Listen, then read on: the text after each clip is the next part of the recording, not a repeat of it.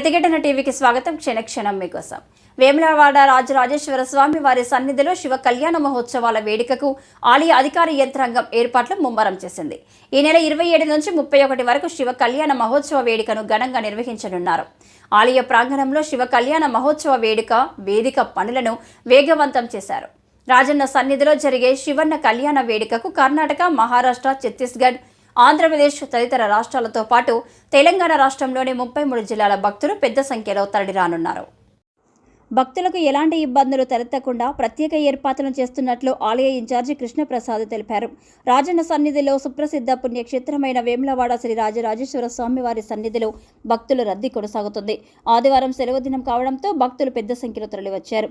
తెలంగాణ 33 జిల్లాల నుండి సుమారు 50,000 మంది భక్తులు స్వామివారి సన్నిధికి చేరుకొని దర్శించుకుని మొక్కులు చెల్లించుకుని తరించారు. పెద్ద సంఖ్యలో భక్తులు స్వామివారిని దర్శించుకుని స్వామివారికి సమర్పించిన కానుకల ద్వారా దాదాపు 40 లక్షల ఆదాయం సమకూరినట్లు ఆలయ వర్గాలు వెల్లడించాయి. శివ కళ్యాణ మహోత్సవ వేడుకలు కార్యక్రమాలు మార్చి 27న శివ కళ్యాణ వేడుకలు ప్రారంభమవుతాయి. 28న నిర్వహించే శ్రీ పార్వతి రాజరాజేశ్వర స్వామి వార్ల కళ్యాణ మహోత్సవంకు ఆలయంలో యాగశాల ఇతరత్ర ఏర్పాట్లు చేశారు. 30న సాయంత్రం 3 గంటల 5 నిమిషాల నుండి స్వామివారి రథోత్సవం నిర్వహించనున్నారు.